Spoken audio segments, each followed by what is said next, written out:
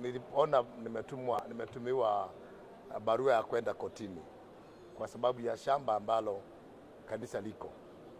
Ili shamba nilipata kutoka kwa Central Bank miaka 18 iliyopita. 20. Nikanunua, nikakopa pesa kwa Equity.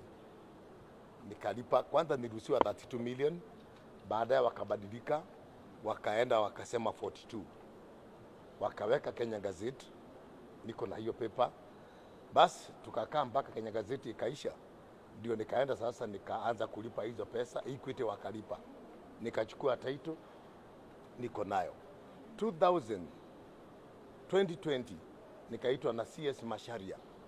Akaniuliza, hii shamba serikali inataka kujua ulitoa wapi. Wakaniuliza, ulipewa na Bishop Margaret? Maana kuna wakati ilikuwa inakanyagwa na City Council, Margaret alikuwa anafanya kwa lands, akaja akanitetea. So walifikiria ni Margaret alinipatia. Nikamwambia hapana, mimi nilinunua hii shamba. Okay, wakaniuliza, do you have papers? Nikatoa hizo papers zote nikapatia Masharia na mtu wa City Council kwa baadhi wakati huo. Wakati waliona zile papers, wakasema, we are sorry we don't have this in our records. Apostle, weenda, ilikuwa na wakati wa corona, weenda, kama tuna anything tutakuita. Tangu siku hawakuniita.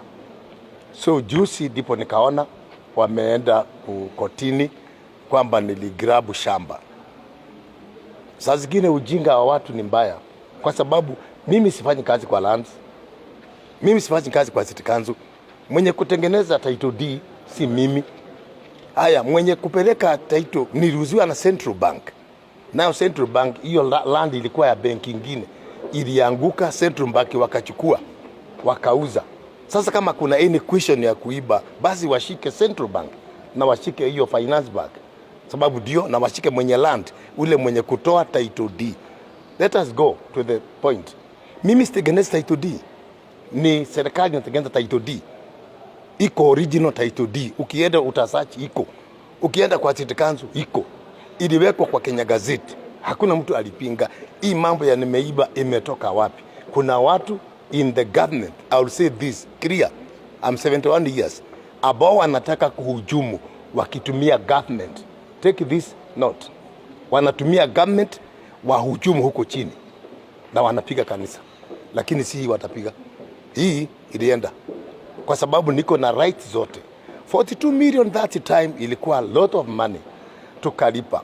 Nikaona wameleta ka plan ya kujenga tatu city. Yangu mimi haikuwa kwa hiyo mchoro yao, walikuwa wameitenga. Kwa hivyo mimi walipoweka mimi siku respond. Walitenga yangu, barabara ilikuwa imepitia hapo katikati. Kwa hivyo mimi yangu haikuwa kwa hiyo. From that time hakuna mtu aliniuliza. Mimi nasema hivi, ICC, land, Central Bank, koti, wote ni government. Wote ukienda the end of the day ni government hands. Wote ni mkono wa serikali. Sasa mimi hii ni kanisa. Na kama Mungu anaweza akarobu kakota, nauliza hivi, one day one time kutakuja mtu hapa Kenya, mfalme moja, ambaye atataka kujua hizo 50, 10,000, 20,000 acres mulitoa wapi? Kama hii kanisa kenyewe kanakula watu, nimekasirika. Wacha niende. Nimesema hivi, nimeleta makaratasi yangu kwa wenyewe nilinunua. Na kama mnataka nyinyi kama government na whoever, njoo mniambie na wauzie. Nataka 200 billions mchukue kwa njia ya kuongea, sababu nilinunua kwa government. Sawa? Sawa. Na nyinyi muende muongezee chumbi yenu hapo.